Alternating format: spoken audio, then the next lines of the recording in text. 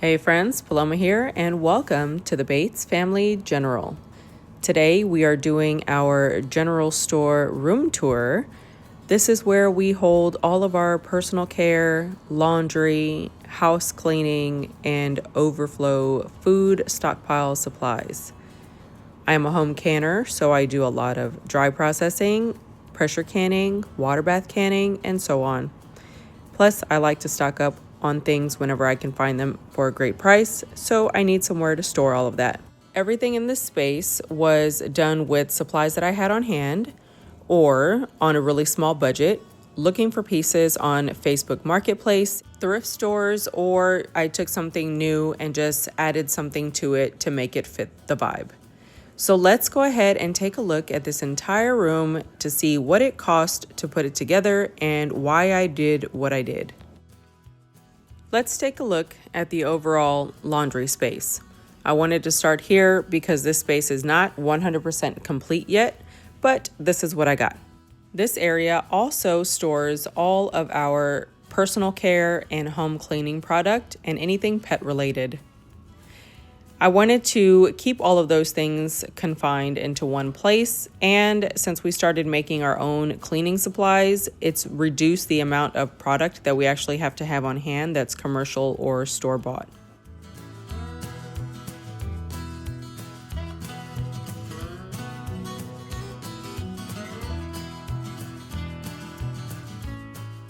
Starting off, I found this antique cabinet on Facebook Marketplace for $50.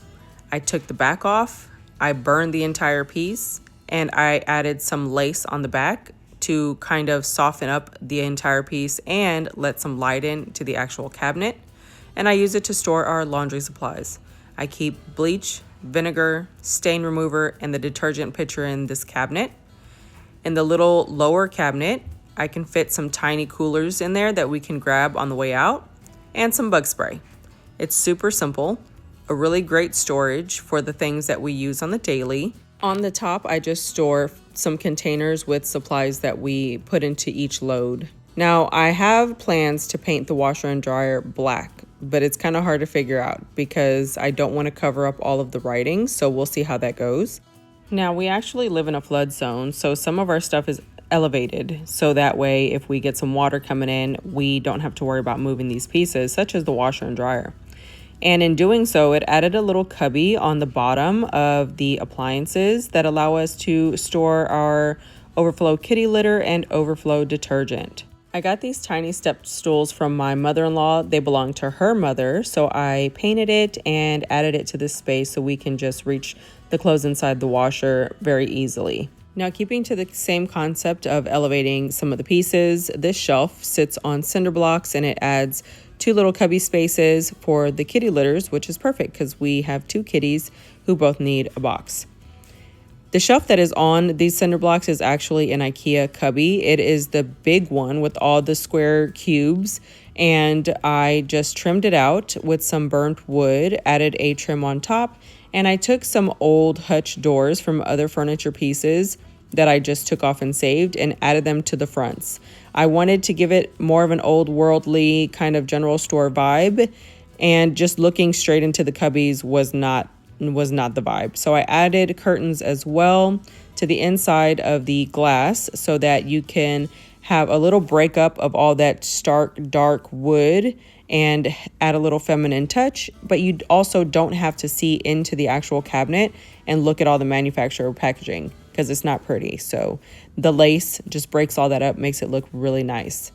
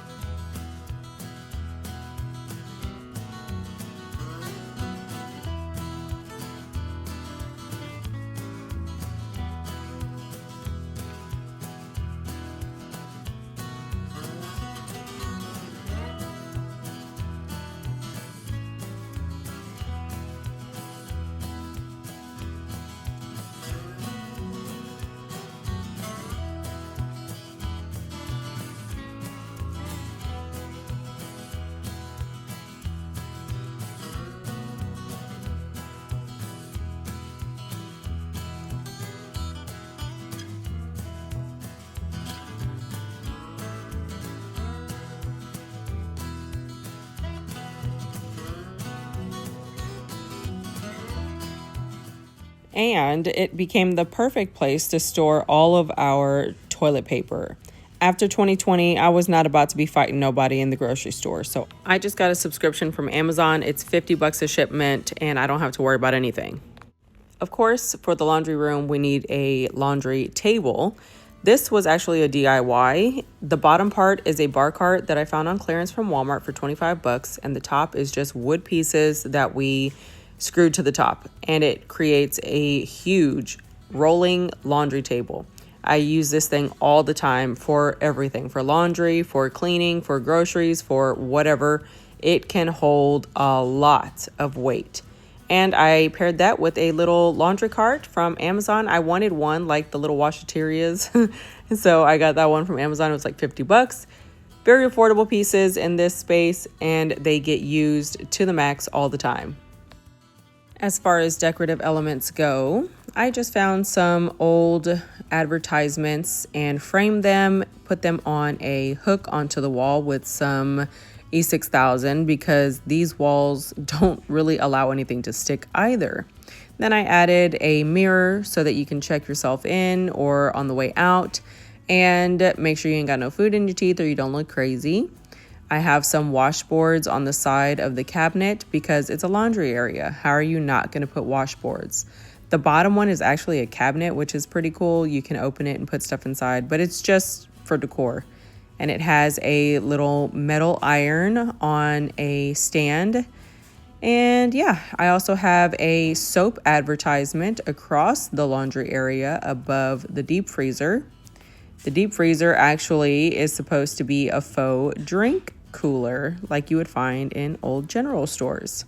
Above that, I just have some food related images and prints. I have some seed packets from 1920s. I have this poster that has some veggies on it. It looks adorable in this space. And then a tin with some fruit. And then, of course, on top of the refrigerator, I have a wine rack because I feel like, why not? It is a general store. You got to have some wine when someone wants wine. Now, let's talk about the concept of my refrigerators in our deep freezer. I could not stand the way the refrigerators all look different and they were ugly and basic and just were what they were. I needed some flow. My eyeball would get very frustrated and twitchy every time I would come down here and see the appliances as they were. So I try to think of how I can make them look general store vibes and create some more flow in this space that would stop bothering me. So if you don't, you should follow me on Instagram unless you're politically sensitive, because I am not. But I do share a ton of information, projects, updates, previews to anything and everything that I'm doing. My real life stuff is my content stuff. So when I do a project, I record stuff and I share it. And I share it because I want other people to create the space they want on a small budget, not break the bank, and not feel bad because they can't go out and just spend all of their money making somebody else rich to buy something. I like to share information and show the actual beginning to end, before and after and result, and show you that you can do it for pennies on the dollar. So we had 3 pieces that I needed to paint. The deep freezer was free. My father-in-law was going to throw it away, and the hubby asked him if he could have it. And then our center refrigerator is our overflow drinks and dairy kind of fridge. It's everything that we don't want in the upstairs fridge. That one was our old fridge, but we bought our meat fridge, which is the last one, at a used scratch and dent kind of company, and they had an amazing glass front fridge that we have now. So we played musical refrigerators and we ended up with this, and they're all downstairs. I painted them all black with leftover paint, sanded it so that it could add some kind of texture to it, painted all the accessories a goldy brass, and added some words to the fronts. The deep freezer became a beverage cooler. The refrigerator freezer became a deli and dairy fridge. And then the meat freezer at the very end says meats. And of course, because they look like huge chalkboards, I decided to go ahead and take a frame and just adhere it to the front of the fridge and make it into an actual functional chalkboard. I glued on a matchstick holder and a little ball jar image, making it somewhat functional, and I absolutely love it. So coming out of the refrigerator area, we have this cabinet here. This cabinet holds all of my bulk seasonings that once were stored on this shelf, but I have since removed them. I've started decanting them into jars once I have enough to put into one big jar, and I'm gonna do that with a few more until I clear that space out. A friend in the neighborhood actually had a yard sale, and she had this hutch for sale for 25 bucks. So I sure did snag it, run it home, and burned it all just to store all of my bulk seasonings and tools in here.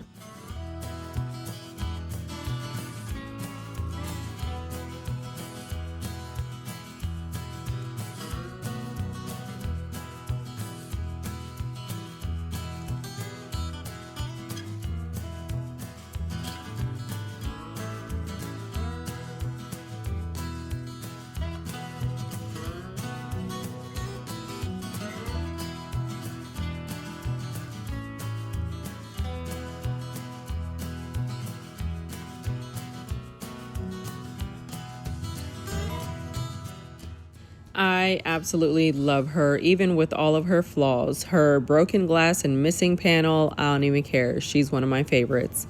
Along the bottom, I did put a little fabric piece to hide some boxes down there that just hold the parts and pieces for our milker.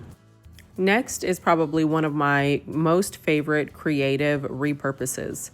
These are the side cabinets to two entertainment centers just smashed together. I took some old paint that I have because I always find clearance paint for like $10 a gallon and just hold on to it until I need it. And then I burned all of the frames for the windows. I absolutely love reusing these cabinets as a pantry.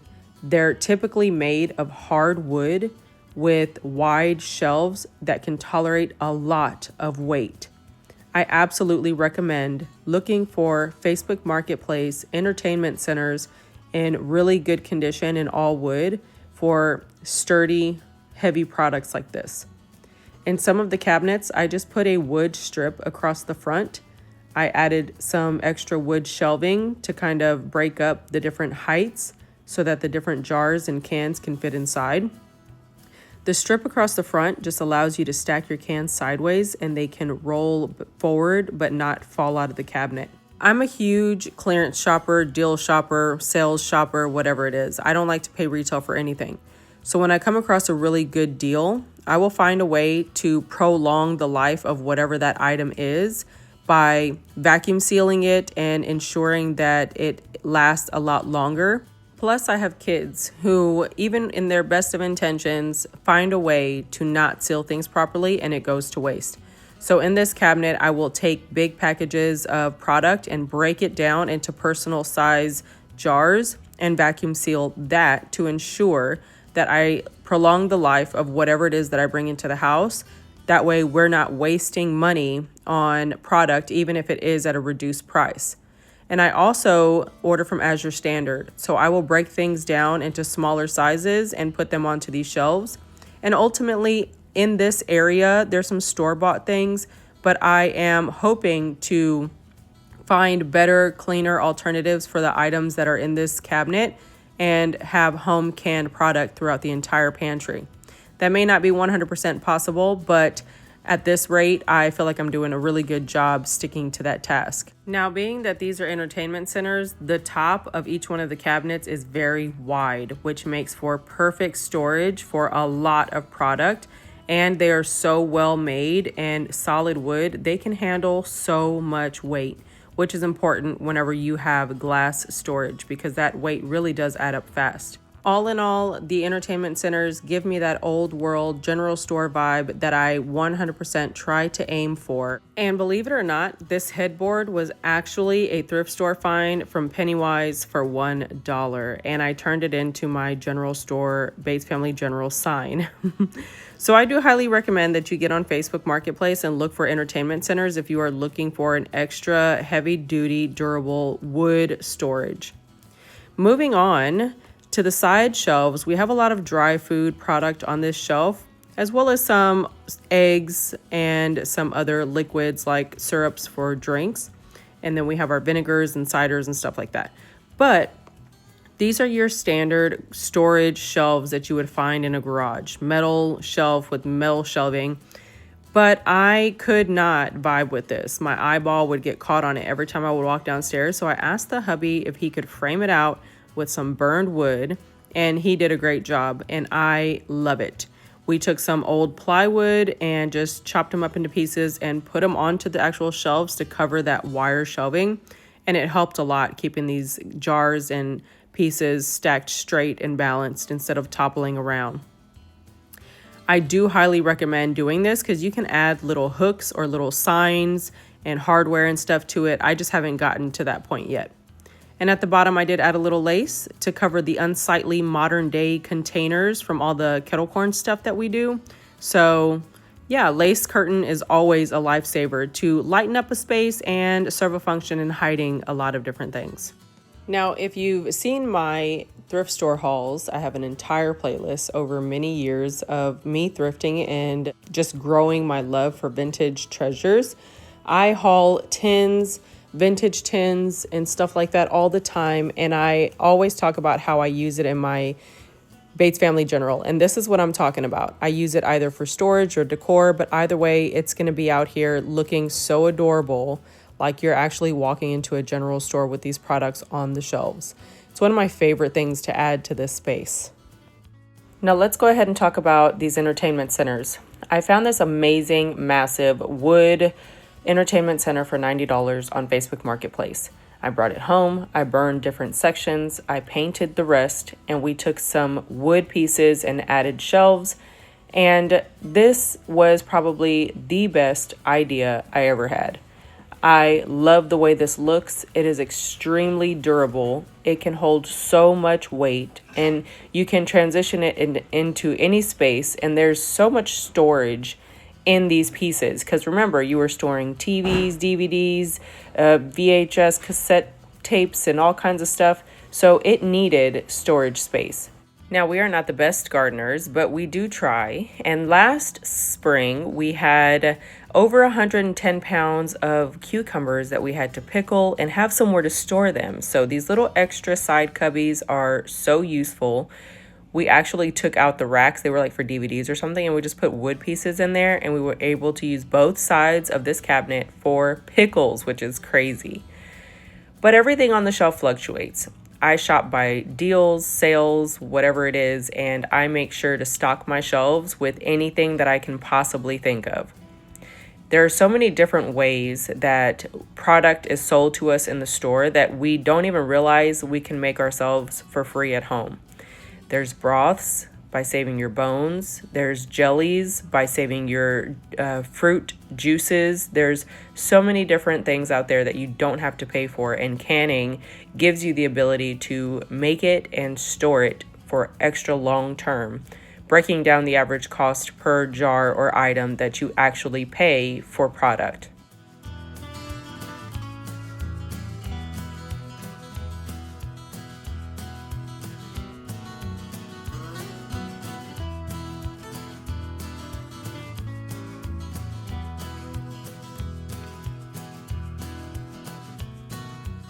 So everything that goes on the actual entertainment center shelves is all home processed food or grocery items. No empty jars go in this space.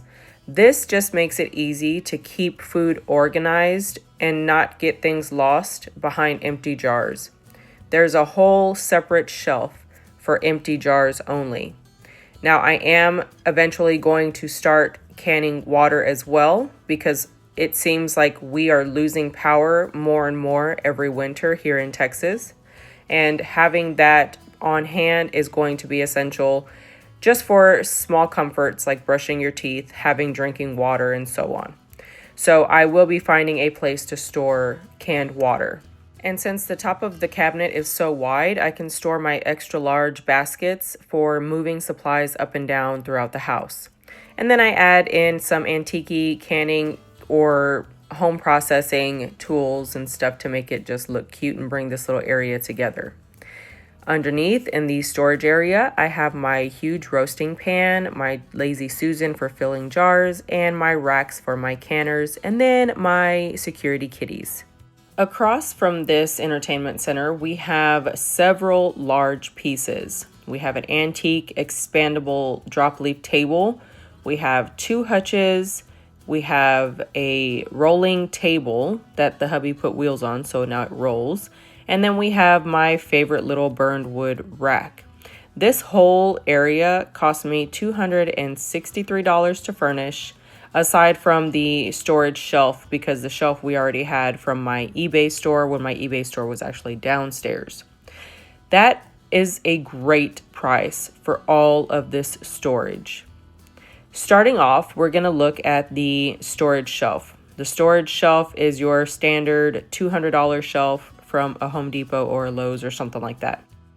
On this shelf is where I keep a lot of empty supplies or backup supplies. I have long strands of rings that go on the jars, and I don't like to throw them away because they are useful.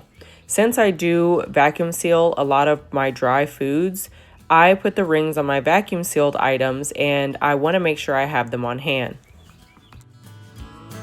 Now, the entertainment center cabinet is not butt up against the wall, and I did that so I could hide all of my extra jars and empty boxes. I keep the empty boxes because it helps transport stuff up and down, and then I can also stack empty jars on the shelf whenever I need it to save some space. So I always hold on to some empty jars at all times. And if you're curious, I do buy my jars brand new from the store. I also find them on clearance. I will find jars while thrifting, and if it comes in at the right price, I will absolutely pick it up and add it to this stockpile. And then I also look on Facebook Marketplace. I have come across an amazing deal before on Marketplace for jars. Next is the next useful item in this space, which is my antique drop leaf table. I found it on Marketplace for $50. It expands, but I keep it in this area because when it's not expanded, it's very narrow, and it allows for a really good workspace in this area that I can adjust for my needs. And then I keep a step stool in here that somebody made some time ago, and I found it for $8, which is pretty awesome. Basically, it's a work table. I will bring all of my home processed food down here to this table to get it ready for the food shelves. I have a step stool underneath it. That way I can sit and put these things where they need to be, or I can reach in high places to put things where they need to be and keep this area sorted and organized. I love this worktop because it's very narrow and fits in this space for everyday walkthrough purposes, but it can also expand with the drop leaves to the size that I need to give me a sizable workspace. And then I have an old shelf that I pulled from a cabinet somewhere and added handles, making the perfect little tabletop tray.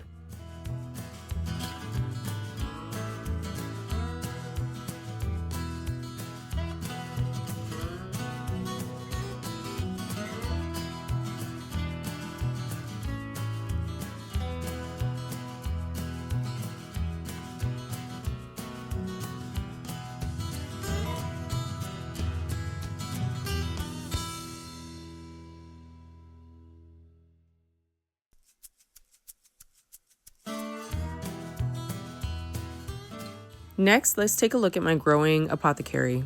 So I am doing research into nutrients and benefits of using herbs for medicine and all kinds of other things, right? So I wanted an apothecary where I could keep that stuff separate from the canning shelves.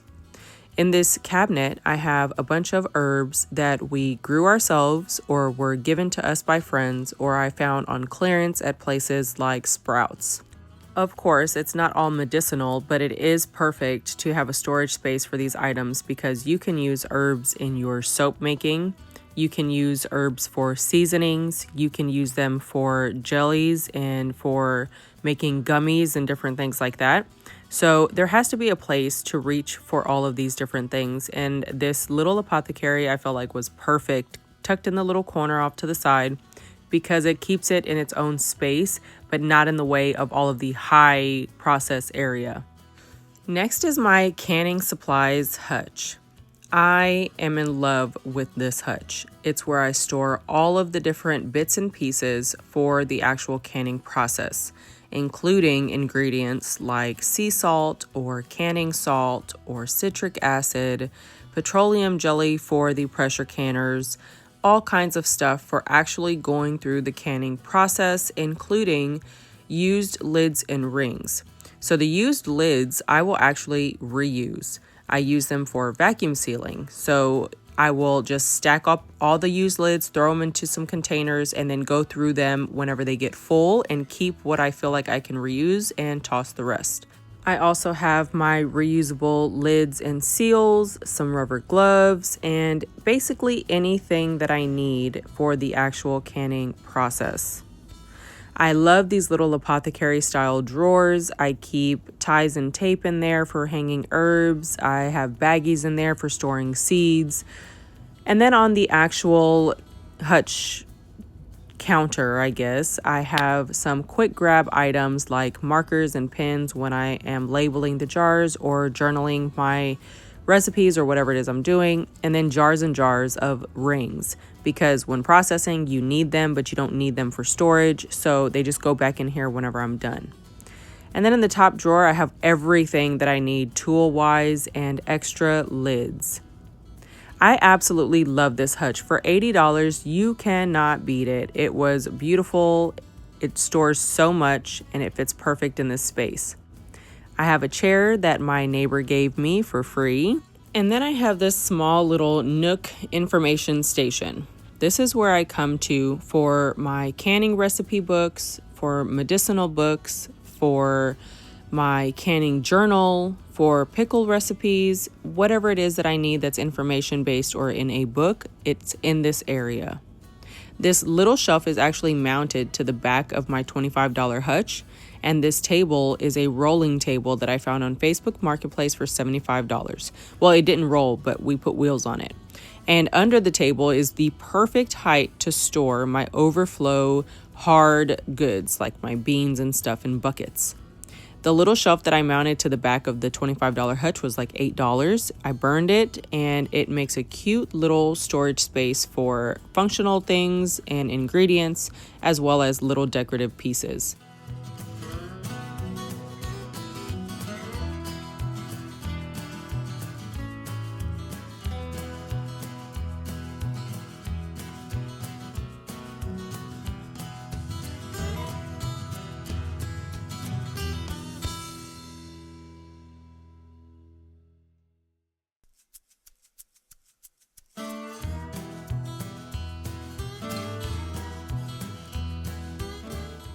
Another piece of information that I actually like to hold on to is the ingredients list or nutrition facts for anything that I am vacuum sealing. So if it's a dry food item and I kind of want to know what it is I'm eating or what I've stored or what I've gotten from where, what brand it is, whatever the case may be, I cut the nutrition labels off and I stack them up and put them into this drawer. I don't know if I'll need them, but I have them there if I do.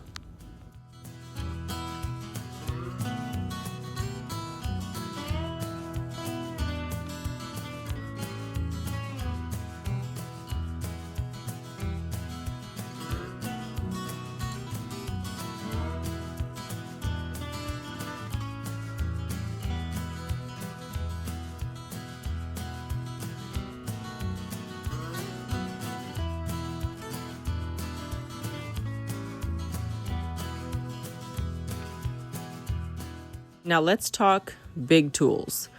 On the top of this little cabinet, I have my All-American 925, which we paid full price for because the hubby said if we were going to go all in, then we're going all in. I also have a grain mill that is electric for my grains to break them up for flour or whatever. And then I have a press. The press is really good for pressing big batches of immunity shot blends or herbs or whatever it is you want to press. It's really great to have on hand. You get all of the liquid out.